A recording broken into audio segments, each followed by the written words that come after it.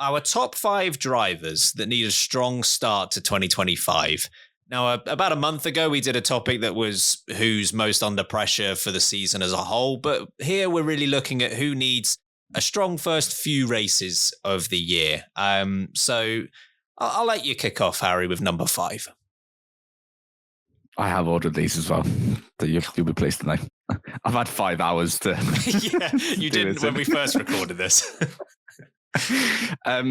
Number 5, I've got Lewis Hamilton. Now, I don't think it's essential that he has an amazing start to this year because, as we've already said, you're going to have to give him some time to adjust to being in a new team, new surroundings, new car, everything's new. However, he could really do with a good start to the season. It would really help. It would really help his cause. And I say this, I don't mean like he's going to have to come out the blocks and start winning, but just a decent start to because if he comes out and he's a bit shaky, not nervous, a bit shaky, it's not the end of the world, but it's just not. It's not going to help things for the rest of the year. So I think a good start to the year is definitely needed for Hamilton, but not essential. If that makes sense, I think it will really help him in the long run for the rest of 2025. But if it is a shaky one, then it's recoverable, but less than ideal. Not ideal. Oh, Sam is on this podcast. Yeah, we've. I know we've discussed Hamilton and Ferrari quite a lot in recent weeks, but taking away Ferrari's performance at preseason testing, what do you make of Hamilton's, I don't know, demeanor as a whole as he heads into this new chapter of his career? Like, are the signs positive? Is he seeming positive? He's seeming very positive. I think this is certainly, from a motivational point of view, it's reinvigorated Hamilton, at least, from what we've seen of him outside of the car, on social media, talking to the media. He seems to be really motivated again by this new challenge. Now, I think that could, if things start to go wrong, then I think that could wear thin pretty quickly. But for now, I think he's very positive, and certainly the most positive we've seen him. God, I don't know. Since 2021? 2021 probably. I mean, there are definitely moments last year, he had wins, he had victories, but, Silverstone springs to mind. But apart from that, it was pretty doom and gloom for the rest of the time. So this certainly seems like a more uplifted Hamilton already. Again, we'll wait to see whether that continues if the car performance doesn't follow or his performances don't follow up with that. But for now, he certainly seems very, very in a very good place. I feel like given Hamilton's experience in the sport, he has seen and experienced a heck of a lot compared to other drivers around him. But even he, I think, was taken aback a bit by the recent launch event that Ferrari had in the streets of Milan, where he is surrounded by the Tifosi, probably for the first time as a Ferrari driver, that he was really at the epicenter of something like that. And I think he was sort of taken aback by the support and the overwhelming passion that the Italian fans have. He'd have seen it, obviously, for many years, but I think there's a difference between just seeing it as an external rival of the team and actually being entrenched in that team. I think just on that point, it is so clear that the Tifosi support Ferrari, they don't support drivers, because for so many years he's been the receiving end of not their boos, I would say, or even their abuse. But as soon as you put a red overall on, you're a hero. Doesn't matter who you are or what you've done beforehand. But yeah, I'm sure that probably did take him aback. Can we flash back to like 2007, 2008 and say the two things that love Hamilton the most are Ferrari and Brazil? And Brazil. It doesn't make any sense. Alternate universe we're in. Number 5 for me, I've also gone Ferrari, but I've gone to the other side of the garage. I've gone with Charles Leclerc. Because if Hamilton does need a little bit of time to adjust, and that remains to be seen whether it is a race, 5 races, half a season. It's not known at this point. Charles Leclerc just needs to pounce on that opportunity. He needs to take advantage of the time where Hamilton maybe isn't at 100%. And separate to Ferrari, I guess, Charles Leclerc needs to prove early this season that it's not going to be another Norris versus Verstappen campaign. He needs to prove that Ferrari are on the ball from the off, because if you remember the first sort of 5 races of last season, Red Bull were utterly dominant. But at that point, Ferrari were the second best team, and they were in the best spot to take advantage of Red Bull if they faltered. Get to Miami, get to those sort of European races, and it wasn't Ferrari. It was very much McLaren who were there. And even though Ferrari did a good job catching up late in the season, it proved a little bit too late. If Charles Leclerc can get out the gates fast, he's in a good spot, not only in terms of his teammate battle, but in terms of the championship as well. Number 4, who have you got? I've gone for Jack Doohan. Yeah. He, again, sort of similar, but not similar. If he has a really shaky first half to the year, it won't be a first half if he has a shaky first half of the year. it'll be his year. Okay, as a normal rookie, you would say, well, that's okay. That's okay. Yeah. But given the talk around Franco Colapinto, he can't.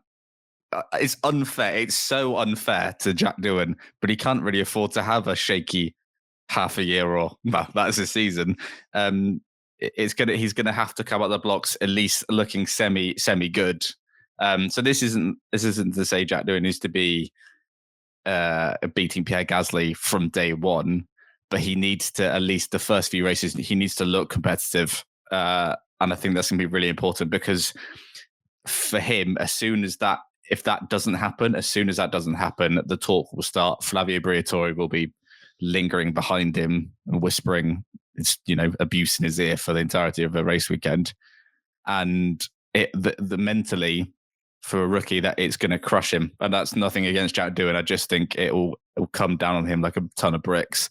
So he needs to have at least some semi-good races at the start of the season, because otherwise I think it's all going to spiral and unravel rapidly, which is so unfair. But I just think that's the way it's going to go. Full disclosure, I haven't seen any of Drive to Survive from this season. Me neither, yeah. But have we spoken on the podcast yet about Briatore's line to Jack Doohan? How he owns him? So menacing. The look Jack Doohan has. Goodness me. He's like, oh my God, what have I done? No, I don't want to do it.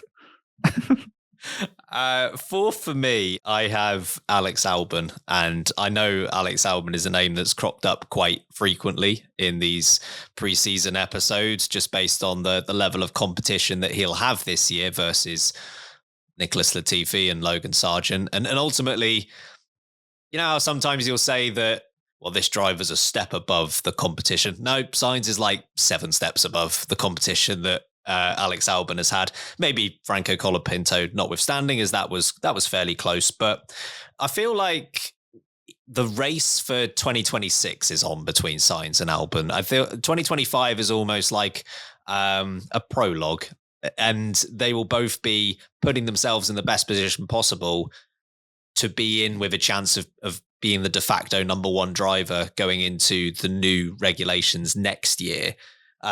So Alex Albon starting the year strong and proving that whilst Carlos Sainz is a very competent driver, so am I. Like, so I can still lead this team. That is imperative. The other thing about, I guess, for Sainz and Albon is we're coming out of preseason testing, and Williams look relatively pretty strong compared to what they looked last year. Maybe fighting for the 5th or 6th best team in the sport. There's no guarantee that they will stay there. So if either Williams driver wants to assert themselves as being the lead point scorer, they could do with getting points under their belt early whilst the car is good, just in case we get to the second half of the season and the focus is too much on 2026 and it's not as competitive. You've got to strike while the iron's hot. So that's of importance to Albon. 3rd place on your list, Harry. Copy and paste. Just what you said then, Alex Albon. And to exactly your point you made then, I think Williams maybe unexpectedly have a more competitive car, at least off the back of testing, than maybe they even thought thought they would. Yeah. Which is almost not a problem, obviously, but it's almost a bit of, oh, well, because there's no way they're going to sacrifice any of this year for 2026, because that is James Val's, as he's always said, that has been his target since day one, the 26 rules and beyond. So even if they're in a fight for a better position, I just don't see them trying to outdevelop other teams to finish better this year for the sake of sacrificing next year. So in that case, if they are good out the gates, as you said, Ben, that may not last that long. And Albon, if there are good results to be had, needs to have them versus Sainz early doors. Particularly, I know Sainz. We know Sainz is very good at adapting to new teams, but I'm sure there'll be a couple of occasions where there'll be slightly shakier races or performances from Sainz, which is to be expected given it's a brand new environment for him, and that's where Albon needs to capitalise. So, yeah, pressure's on for the start of the year for Albon. He needs to come out strong, because he can't wait. He can't wait and have a Daniel Ricciardo style situation. Very good point. From 2024, where he started to come on strong when the car got rubbish, and then no one noticed, and it was irrelevant. So versus Tsunoda. So I think Albon needs to avoid this similar situation. Third place on my list, I've gone with Oscar Piastri. And it is for the theory that we've mentioned a few times, the anti-Tsunoda theory, which I appreciate there are new listeners to the podcast will probably be going, what on earth are you talking about? The joke we make is that Tsunoda can only start and end a year well, and that Piastri is the opposite of that. He can only do the middle part of the season based on what we saw in 2024. The middle 12 races of the season, Norris and Piastri were dead level, nothing to separate them.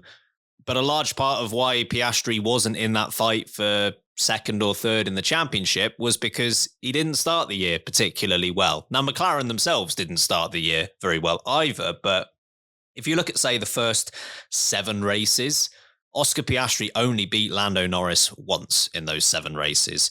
And Lando Norris had 1 win and 4 podiums before Piastri had any. So if Piastri can resolve that, if he can head out of the first quarter or the first third of the season and there's not much to separate them, there's reason to be optimistic that Piastri can repeat what he did in the European leg of the season this year. But that does rely on a strong start. So I've got Piastri, obviously a home race to kick off for him as well, which obviously will end in retirement because Australians can't do well at the Australian Grand Prix. But other than that, he needs a good start. Second place, Harry.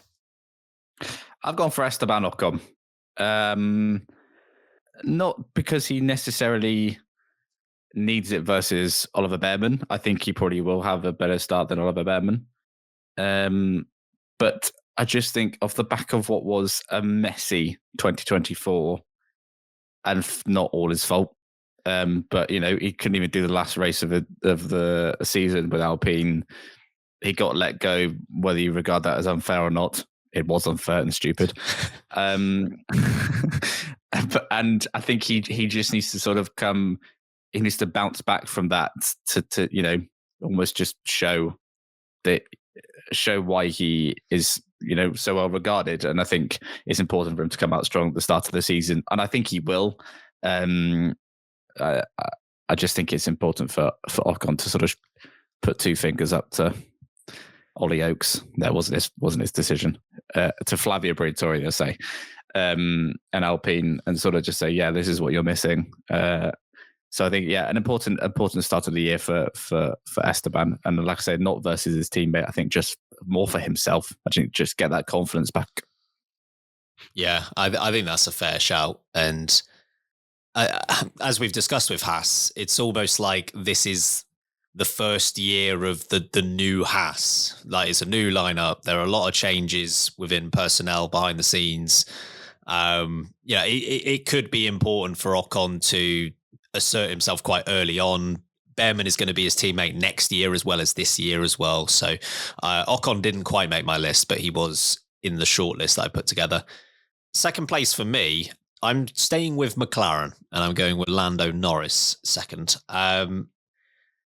This does rely a little bit on McLaren being as good as they looked in testing. Certainly the results of testing were, or the summary of testing from many within the industry is that McLaren have a little bit of an advantage over the other three teams. Whether we turn up to Australia and that's true or not, we get to find out in 7 days' time. But if that is the case, he's got to start strong. Like, he's got to really put the pressure on all of the other drivers, his teammate included, and put the pressure on those rivals to catch up, to be the ones to need to take points off of Norris, the reverse position that he was in last year. And ultimately, I mean, if Norris gets a really, really good start to this season and is quite comfortably clear in the Drivers' Championship, folks, that's not a prediction, that's an if, there becomes a little bit of a question mark of, is it worth trying to catch him for some of these teams? That we might get halfway through the year, and if Verstappen and Red Bull are too distant, maybe they do start to think, should we just give this one up and go for next year? Same for Mercedes and Ferrari. So I'm not necessarily expecting that, but I think it's on the table at least. Who is the most under pressure driver heading into 2025, Harry? Oscar Piastri. You've already mentioned him. He needs... to not do the anti-Sonoda. He needs to have a strong start to this year because, as you say, this could be where McLaren get a great start to the season, and he can't afford, as he did last year, to have a shaky start to the season and lose out on those points to Lando Norris, because the start of the season, as you rightly say, it could be where the championship is won or lost for the McLaren drivers or for any of them. But I think we suspect McLaren, at least at the start of the year, going to be the strongest. And I think Piastri can't afford to have that slow start that he's had in the past couple of years. So yeah, a really important start to the season. First race obviously doesn't count, as you mentioned, because it's Australia and it's the law that you can't do well at that race if you're Australian. But from China onwards, I saw yours, Oscar. Yeah, I think it's really important that even if he's not beating Norris, for example, he needs to be there. If Norris wins, you're P2. He needs to be in that fight. Just you can't afford to lose a chunk of points or chunks of points. That's not a thing. But no, you can lose chunks of points. Yeah, he can't afford to lose that many points at the start of the season. So an important start for Piastri. I reckon he should just turn up in an early noughties Minardi, because that's the only thing that works for Australians. Correct. Big up Mark Webber. 2002 Mark Webber reference there for anyone wondering. A bit of laughing at Mika Salo's demise banter. Sorry, Mika. Always the best. I've got nothing against Mika Salo. Sorry, mate. Well, number one for you was something that I'd mentioned a little bit earlier on, and I'm going to do the exact same thing because this name's already come up for you. Jack Doohan is number one for me. Oh, no. I mean, same philosophy. He can't do well in Australia because he's Australian, but at least in terms of the first few races of the year. Do you know Flavio Briatore? Do you know what he's not known for? Patience. Yeah, that's very true. If I think of a patient person, I don't know how far down the list I'd have to get before I'd find Flavio Briatore. Man couldn't go through a season without a win, so stuck his driver in the wall. Like, come on. Patient man. I think you'll find that was unproven, right? And he had his ban rescinded. Come on. Like that court case is starting this week, isn't it? Yeah, it's fine. It's not fair on Doohan at all that he is number one on this list, but he just is. Briatore will, if he thinks it's right to move on, he'll move on. Like, he's not going to be someone who goes, we should give him a season because he deserves it, or we should give a rookie 20 races because that we can't make a judgment before that. That's not Briatore at all. If it, as brutal as it sounds, if Briatore after 5 races thinks this guy isn't the future, they'll make the switch and he won't think twice about it. That's just who he is, for good and for bad. I think it's fair to say when it comes to Briatore. We know that Colapinto's there. We've seen the potential of Colapinto last season. We know the talent of Gasly. Jack Doohan is in this unenvious situation where he's kind of got to show a little bit of both of those things in not a lot of time. So I am wishing him the best, but it's going to be tricky. Yeah, it's going to be a tough old year. Tough old 12 races for Jack Doohan. Oh, give him a bit of time, Flavio. Come on. Right, that's our top 5 drivers who need a good start to the season. As always, let us know in the comments what you think. Have we not mentioned a name that should be here? Let us know.